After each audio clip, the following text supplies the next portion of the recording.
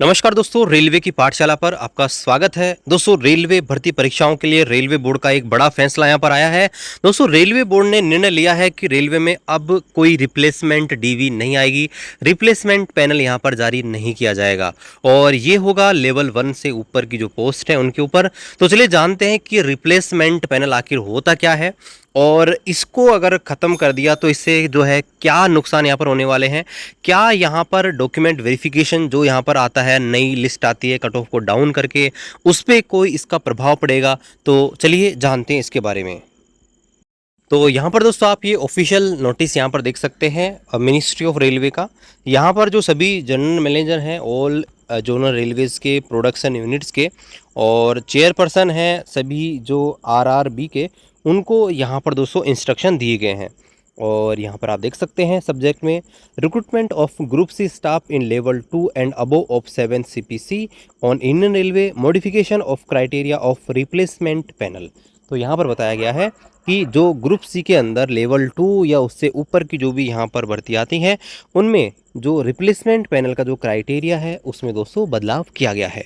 तो यहाँ पर देखिए बताया गया है कि यहाँ पर देखिए रेलवे बोर्ड का लेटर है, उसका रेफरेंस यहाँ पर दिया गया है। और अब यहाँ पर देखिए बताया गया है कि in this regard the decision has been reviewed and it is decided that no replacement panel are to be given against non joining resignation और डिमाइस ऑफ सेलेक्टेड कैंडिडेट। यहाँ पर देखिए बताया गया है पहले रेलवे में क्या प्रावधान था। मान लीजिए कोई भर्ती आई, भर्ती का पैनल आया और पैनल आने के बाद कैंडिडेट को ऑफर अपॉइंटमेंट लेटर भेजा, कैंडिडेट क्या क्या ज्वाइन कर लिया। लेकिन यहाँ पर क्या होता है कि बहुत सारे कैंडिडेट क्या करते हैं कि ज्वाइन नहीं कर देते हैं। हो सकता है उनका कहीं और जगह सिलेक्शन हो गया हो, या फिर दोस्तों क्या होता है कि कुछ समय के बाद वो रेजिग्नेशन दे देते हैं। ठीक है, तो इस कारण से उनकी जो पोस्ट है यहाँ पर खाली रह जाती है। तो उस पोस्ट को भरने के लिए रेलवे क्या करता था, रिप्लेसमेंट पैनल यहाँ पर जारी करता था। मतलब कि वो जो सीट खाली रह गई उनको भरने के लिए अन्य कैंडिडेट को मौका दिया जाता था। तो अब यहाँ पर रेलवे ने फैसला किया है कि इसको यहाँ पर ख़त्म कर दिया है। और यहाँ पर देखिए इसलिए ख़त्म किया है क्योंकि जो भर्तियां हैं हर साल होने वाली हैं। लेकिन यहाँ पर एक बड़ी बात यह है कि लेवल 1 जो है उसका नाम इन्होंने नहीं लिया। यानी कि जो लेवल 1 है, ग्रुप डी जिसको आप बोलते हैं, उसके अंदर दोस्तों रिप्लेसमेंट पैनल यहाँ पर जारी होगा। और यहाँ पर देखिए ये जो रूल्स है वो CN01 2024 वहीं से लागू हो जाएंगे। यानी कि जो ALP की भर्ती थी 2024, वहीं से ये जो नए नियम हैं वो यहाँ पर लागू हो जाएंगे।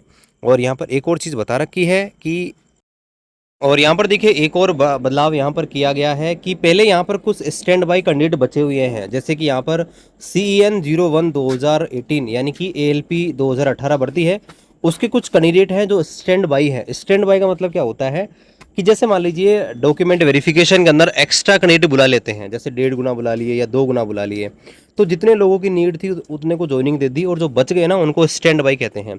तो यहाँ पर क्या है कि कुछ कैंडिडेट ALP के बचे हैं, कुछ CN03 यानी कि आपके जो JEE की वैकेंसी आई है उसके बचे हैं, और कुछ यहाँ पर ये पैरामेडिकल की भर्ती है उनके लिए भी यहाँ पर प्रोसेस बताया कि क्या करना है। तो यहाँ पर आप देख सकते हैं ये तो है आपके जो CN01 2018 ALP और टेक्नीशियन के संदर्भ में। तो यहाँ पर बताया है कि अगर यहाँ पर कुछ कैंडिडेट अगर अभी बच गए हैं तो उनकी वैकेंसीज को भर सकते हैं। यहाँ पर देखिए बताया गया है कि उनकी जो पोस्ट है उन रेगुलर पोस्ट और कम्युनिटी, तो उनका इंडेंट यहाँ पर भेज सकते हैं जो भी नॉन कैटरिंग RRB है उनको।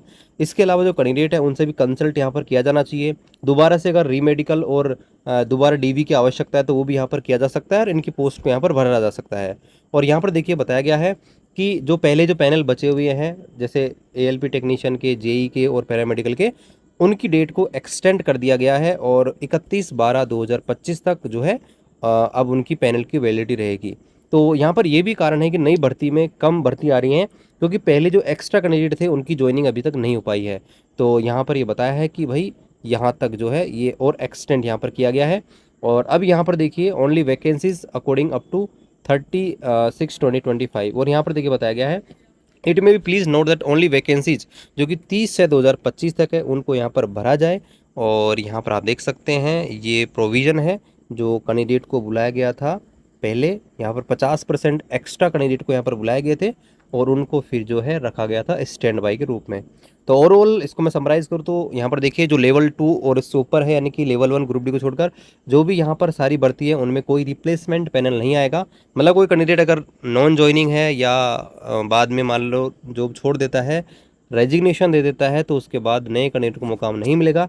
लेकिन हाँ, जो डीवी है वो कंटिन्यू रहेगी। डीवी के बारे में कुछ नहीं बताया, मतलब डीवी जैसे कट ऑफ डाउन करके नए कैंडिडेट को बुलाते हैं। डीवी में कोई एब्सेंट हो गया, मेडिकल में बाहर हो गया, पैनल अगर शॉर्ट होता है तो नए कैंडिडेट को मौका मिलेगा। आई होप सारी चीज़ क्लियर हो गई होंगी। मिलते हैं अगली वीडियो में अगले अपडेट के साथ।